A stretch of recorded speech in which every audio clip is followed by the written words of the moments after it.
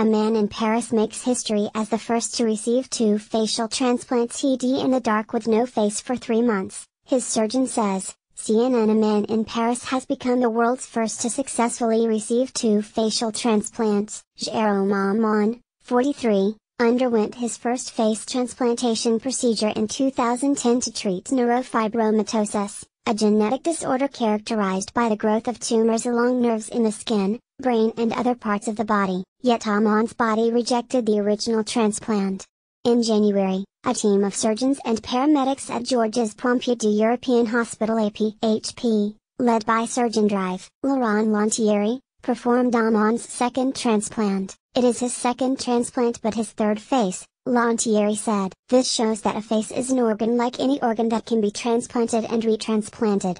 Great strength and great spirit. It was 2016 when Amon started to show clinical signs of chronic rejection of his first face transplant. Then, in October 2017, he was once again registered on the French Agency of Biomedicine's national waiting list for a new face. Transplant rejection occurs when a recipient's immune system attacks the transplanted organ or tissue. A chronic type of rejection can take place over many years, and the body's constant immune response can slowly damage the transplanted organ or tissue. The seriousness of Amon's rejection required a complete excision of his face in November. For 3 months, after the removal of his first transplant up until the second transplantation, Amon died without a face in his hospital room, unable to see, speak or hear, CNN affiliate BFM TV reported. During that time, Lantieri said, he was most inspired by Amon's great strength and great spirit and how he never complained, even when he was in the dark with no face for 3 months.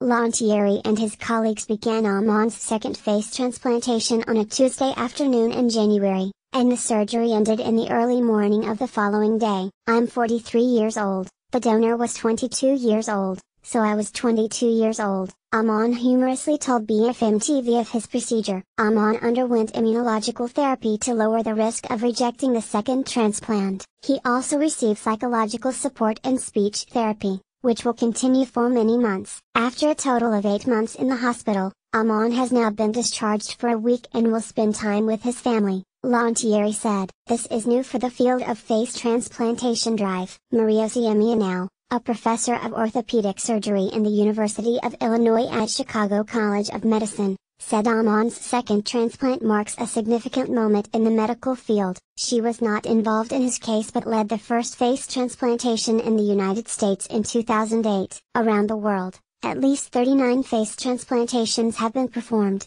she said. The fact that Drive Lantieri was able to perform a second face transplantation on this recipient is the first case of its kind for the face transplant field, Ziemianau said of Amon's case.